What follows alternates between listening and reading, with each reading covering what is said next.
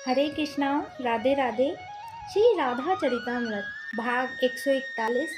प्रसंग गोपी तालाब गोपी चंदन।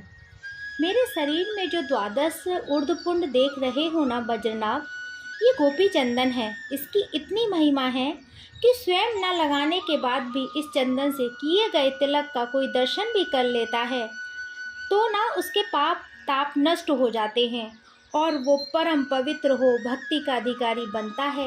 महर्षि शांडिल्य इस गोपी चंदन की महिमा का गान कर रहे थे। गंगा स्नान से हजारों गुना फल मात्र गोपी चंदन के एक बिंदु मस्तक में लगाने से ही प्राप्त हो जाता है। फिर देह में गोविंद और श्री राधा रानी का नाम स्मरण करते हुए द्वादश तिलक धारण किया जाए तो उसकी महिमा का बखान कौन कर सकता है। बड़ी महिमा है इस गोपी चंदन की, महर्षि ने कहा। महर्षि शांडिल्य के चरणों में प्रणाम करते हुए बज्रनाभ बोले, आप एकाएक गोपी चंदन की महिमा क्यों गाने लगे महर्षि? बज्रनाभ ने चकित हो पूछा, क्योंकि प्रसंग तो सिद्धपुर में स्नान का चल रहा था ना, फिर आप क्यों गोपी चंदन की महिमा सुनाने लगे? महर्षि सहज हुए और बज्रनाभ को गंभीरता से देखा। दारुक, ये सब मेरे अपने हैं। सुंदर सुंदर रथ तैयार करवाओ और ये सब मेरे साथ मेरी द्वारिका में चलेंगे।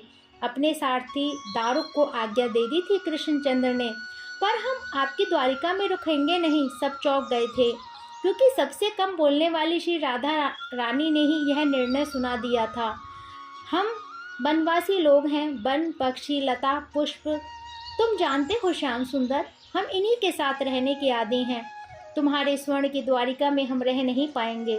बुरा मत मानो, प्यारे स्वर्ण की नगरी में रहना हम लोगों को शोभा नहीं देता, इसलिए हम जाएंगे और तुम्हारी द्वारिका देखकर आएंगे, पर हम रुकेंगे नहीं। तुम्हारे महल में श्री राधा रानी ने स्पष्ट कह दिया था। मैया यशोदा ने श्री राधा रानी की बात का अनुमोदन किया और कहा, लाला राधा ठीक कह रही है, हम लोग वनवासी हैं, वन में रहने वाले हैं। स्वर्ण के महल में हमें मत रुको। अच्छा, मत रुकना महल में, मैं अपनी द्वारिका के निकट ही एक सुंदर महल बनवा देता हूँ। कृष्णचंद्र इतना ही बोले थे कि राधा ने हाथ पकड़ लिया। नहीं श्याम सुंदर, नहीं, हमारे लिए महल की जरूरत नहीं है। कुटी बना दो और कुछ ही तो दिन रहना है यहाँ बाकी वृंदावन की याद तो सबको आ ही रही है। नंद बाबा ने आगे बढ़कर श्री राधा रानी की बातों का आदर किया और कृष्ण से कहा, कन्हैया हम सबके लिए झोंपड़ी बनवा दो, हमारे लिए यही अच्छा रहेगा। नंद बाबा की बातें सुनकर कृष्ण कुछ नहीं बोले। हाँ, अपने सारथी को धीरे से आज्ञा दे दी कि सुंदर सुंदर पर्ण कुटी बना दो शीघ्र और द्वारिका के निकट ही। सारथी ने आज्ञा मान ली और अन्य सैनिकों को कृष्णचंद्र की आज्ञा भी सुना दी। वायु गति से चलने वाले अश्व जोते गए थे रथों में। द्वारिका के निकट उन रथों ने इन्हें पहुंचा दिया था। समुद्र का किनारा सब ग्वाल सखा नंद राय, मैया यशोदा, श्री राधा रानी, सखियां और मैं महर्षि शांडिल्य। समुद्र को सबने देखा। समुद्र के मध्य में स्वर्ण की खड़ी द्वारिका भी देखी।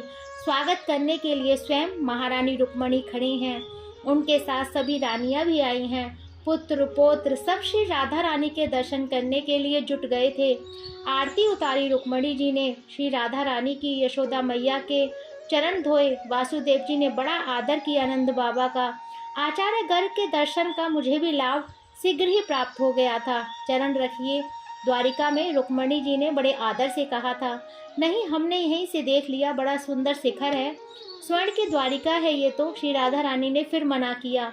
महारानी आप चिंता ना करें, हमको वन इत्यादि में ही रहने की ज़्यादा आदत है, इसलिए हम लोग इधर ही रहेंगे। आप सब आना, अपने पुत्र पौत्रों को लेकर आना, मैं सबसे मिलना चाहती हूँ। श्री राधा रानी और मैया यशोदा ने सबको यही बात कही थी। द्वारिका के निकट ही एक प्राकृतिक सुंदर स्थान था। एक सुंदर सरोवर भी था, तालाब था, उसमें सुंदर सुंदर पुष्प खिले थे, कमल के ही पुष्प थे और आश्चर्य हर रंग के कमल के पुष्प थे उस तालाब में। हे बज्रनाभ, मेरी कुटिया भी नंदराय जी के पास में ही थी। हम ऋषि मुनियों के साथ थे। प्रातः समय जब मैं संध्या कर रहा होता तब तालाब में से एक अद्भुत सुगंध की धारा फूट पड़ती थी। मैं संध्या कर रहा होता तब उस सुगंध के कारण मेरा भी ध्यान विचलित सा हो उठता था। मैंने एक दिन जाकर देखा, श्री राधा रानी के देह में सखियां उपटन लगा देती थीं, चंदन केसर गुलाब। इसका उपटन फिर हल्के हाथ से उसे छुड़ाती श्री जी के अंग का उठन। ओहो हे बज्रनाभ, मैं आनंदित हो उठा। मैंने उस समय उस तालाब से छुपकर श्री जी के अंग की उपटन लेकर अपने माथे पर लगाया था। बस उसके बाद तो बड़े बड़े ऋषि मुनि सब लोग इसी तालाब का चंदन अपने माथे में, अपने देह पर लगाने लगे थे। इसे गोपी तालाब कहेंगे।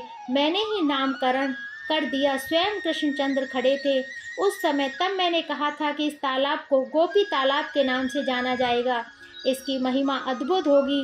जो इस तालाब की रज को अपने माथे पर लगाएंगे, अपने देह पर लगाएंगे, यानी गोपी चंदन को जो अपने मस्तक पर हरि मंदिर बनाकर धारण करेंगे, उससे गोविंद अत्यंत प्रसन्न होंगे। इतना कहते हुए मैं आनंदित हो उठा था। हाँ, उस समय मेरी बातों को सुनते हुए श्याम सुंदर ने आगे बढ़कर गोपी तालाब को प्रणाम किया और गोपी चंदन की महिमा स्वयं गाने लगे थे। हे बज्रनाभ, गोपी तालाब जो है द्वारिका के पास में है, और वैष्णव जो उर्द पुण्य धारण करते हैं वो गोपी तालाब की ही रज का है। पद्म पुराण इत्यादि में इसकी महिमा बहुत गाई गई है। इस रज का तिलक लगाने से पराभक्ति प्राप्त होती है, क्योंकि ये रज श्री राधा रानी के अंग का उद्घटन है। आज का प्रसंग इतना ही, कल इससे आगे का। जब तक के लिए हरे कृष्णा, राधे राधे।